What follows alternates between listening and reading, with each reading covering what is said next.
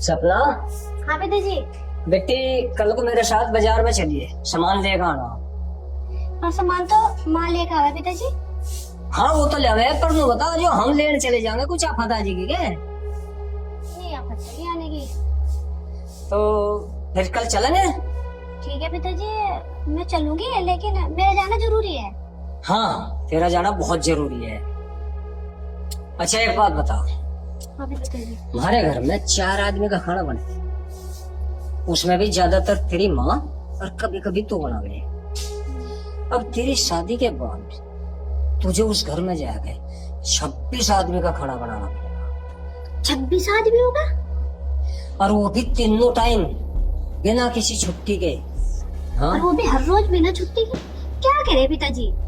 मैं ठीक कह रहा बेटी, याद कर सके ना की बात, छोटे बड़े 26 आदमी गिनवाए थे। जिस घर में तू जाने की जिद कर रही, मैं ठीक कह रहा ना बेटी? कौन सा राशन कहाँ था होगा, कितना होगा, और कौन सी चीज कहाँ में लगी, क्योंकि 25-26 आदमी का खाना रोज बनाना तुझे, वो भी तीनों टाइम। क्योंकि मैं नहीं चाहता मेरी बेटी को कोई वहां धमकावे, मारे, पिटे, डांटे। एक हफ्ते में अपनी बेटी को सारा काम सिखाना चाहूँ, यही मेरी कोशिश है।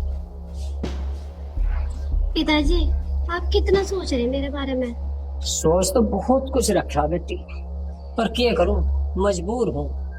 मेरे बच्चों की सोच मेरे तो कुछ आगे है। ठीक है बेटी, कल बाजार चलेंगे, कोई बात नहीं।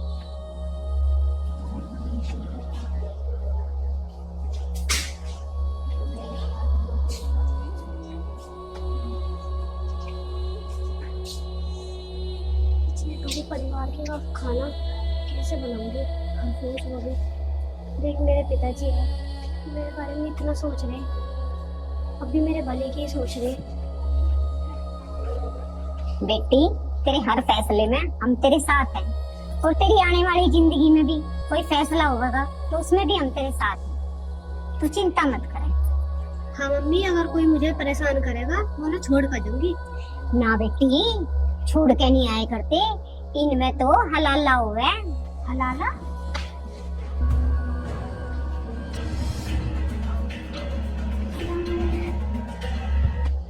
सकीना, हाँ? ये हलाला क्या हुआ है? हलाला? तू क्यों पूछ रही है हलाला के बारे में? तू मुझे बता दे। जब पति पत्नी में लड़ाई हो जाए ना, तो वो पति गुस्से में बोलते हैं तलाक तलाक तलाक, तो वे अलग हो जाए।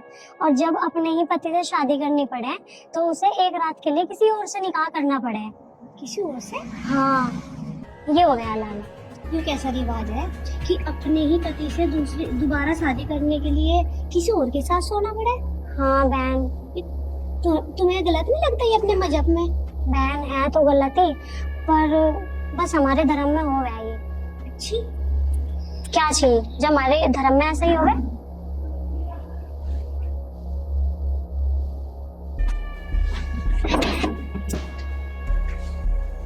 सपना। हाँ पिताजी। बेटे बाजार में तो बाद में चलेंगे, पहले तो लयू बना दे। ये क्या है पिताजी? देख ले बेटा।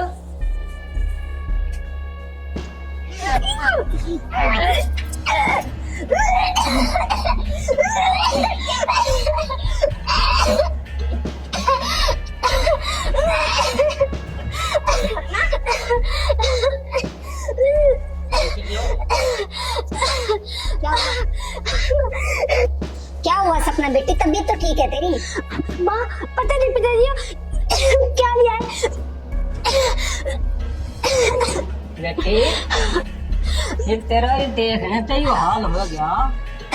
ये तू अपने हाथ से मुर्गा काटेगी, बकरा काटेगी, कटड़ा काटेगी, और उसे बनाया कर सारों को खा वगैरह में मजबूर करेंगे तो जा तू भी खा। जिनकी हाल होगा तेरा। पिताजी वो कैसी बात कर रहे हैं आप? मैं सच्चाई बयान कर रहा तेरे सामने, जो सच है।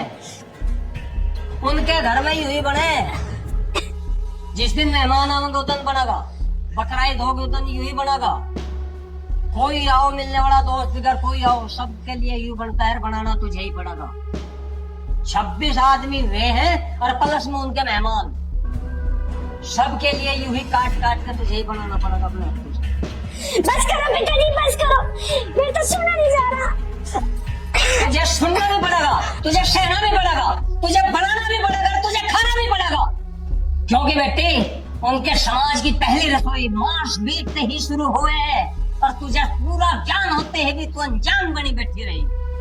तेरे पिताजी सही कह रहे हैं। तुझे क्या पता उनके रीति रिवाज के बारे में, क्या खाते हैं क्या पीते हैं, तुझे कुछ नहीं पता। उनके मजहब में ना औरत को पैर की जूती समझा जाता है।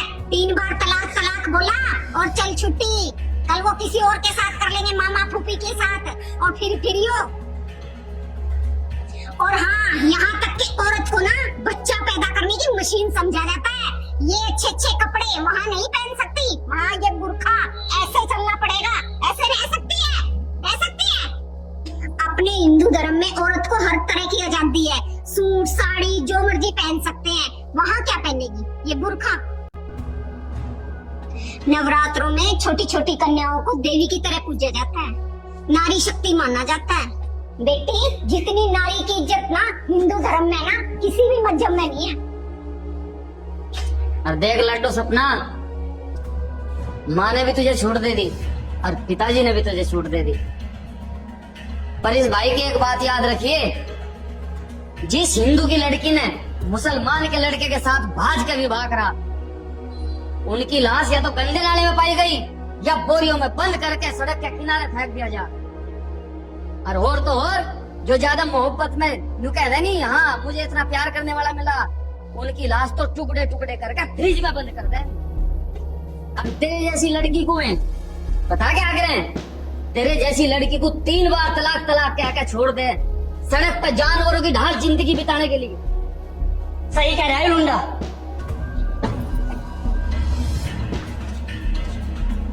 आज हमारे उत्तर प्रदेश में ये लव जिहाद दिन प्रतिदिन बढ़ता जा रहा है, और जिसकी शिकार ये हमारी भोली भाली लड़की होती जाए। और दरअसल ये जो लव जिहाद हमारे समाज में फैल रहे हैं ना, ये फैल नहीं रहा, ये फैलाया जा रहा है। कुछ हमारे आसपास हमारे मजहब के लोग हैं, इनके जैसे जो लव जिहाद को दिन प्रतिदिन बड़ी तेजी से फैला रहे हैं। और ये खेल हमारे इस समाज में कुछ इस्लामी मजहब के कुछ लोग बड़ी तेजी के साथ फैला रहे हैं। क्यों, खुद बताएगी या बताऊं?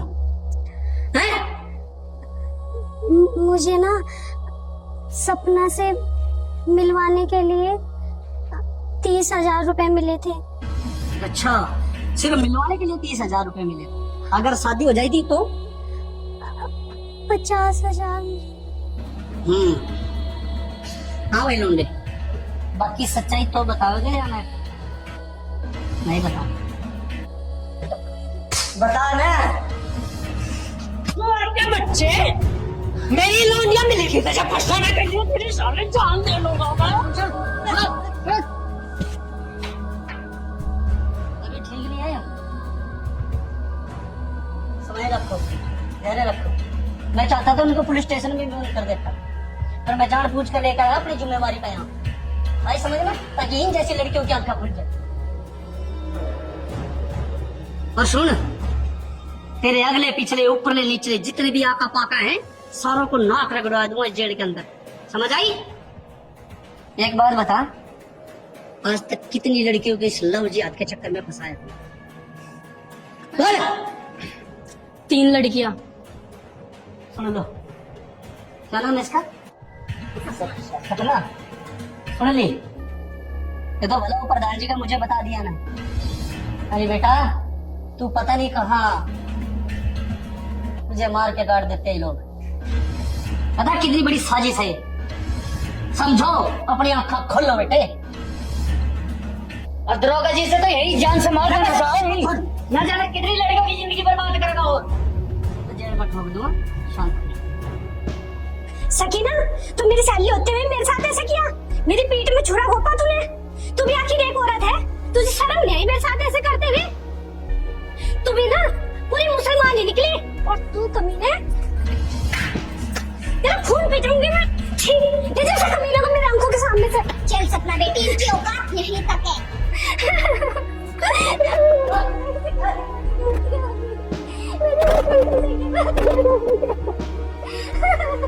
कोई बात नहीं बेटा, गलती कोई नहीं और पिताजी आपने मुझे माफ, नहीं बेटी नहीं करते। मेरे तो बहुत बड़ी गलती होगी, आपने मेरी जिंदगी में रगोले से बचा ली। बता वरना पता नहीं क्या होता मेरा। आपने अपने पिता धर्म को निभाया है बहुत अच्छे तरीके से। नहीं बेटे रोते नहीं, बेटी रोते नहीं, घर की बात घर में रहेगी, कोई नहीं। अच्छा जितेंद्र, अब मैं चलता हूँ, लेकिन देखो मैंने कहा था ना कि समस्या का हल समस्या में से निकलता है, निकला ना। और इंस्पेक्टर साहब का बहुत बहुत धन्यवाद। सपना बेटे, ये बहुत बड़ी साजिश है हिंदू धर्म को बदनाम करने के लिए, हिंदू बच्चों को फंसाने के लिए। लव जिहाद का जो काम चल रहा है ये बहुत बुरा है बेटे। आइंदा इस बात का ध्यान रखना, अपने माँ बाप अपने परिवार का सम्मान करना, सदा सर ऊंचा रखना अपने पिता का, ठीक है। अच्छा जितेंद्र, चलता हूँ भाई, है ध्यान रखना। खुश रहो बेटे, ध्यान रखना, समझ कर रहेगा जितेंद्र, होकर आगे। देखा बेटे हैं? अपने हिंदू धर्म के कितने अच्छे लोग हैं, वो लोगों को जरा देख लेना तुमने, क्या पाया उनका। अब समझ गई, तेरा भाई है, तेरी माँ है, तेरा पापा है, हैं? ठीक है। सभी को नमस्कार, राम राम। ये कलाकारों ने जो प्रस्तुति दी है आप सबने देखी होगी, अच्छी लगी होगी, उम्मीद करता हूँ ऐसी। एक बहुत ही खास मुद्दा लेकर ये कलाकार साथी आप लोगों के बीच में आए हैं, जिन्होंने हमारे प्रदेश में एक फैलती हुई बुराई जो लव जिहाद के बारे में है उस पर रोशनी डालने की कोशिश करी है। इस दौरान किसी कलाकार साथी से कोई गलती हो गई हो तो अपना भाई बच्चा समझकर माफ कर देना। रही दूसरी बात, हम अपने हिंदू धर्म के लिए, अपनी हिंदू बहन बेटियों के लिए जितना प्रयास करें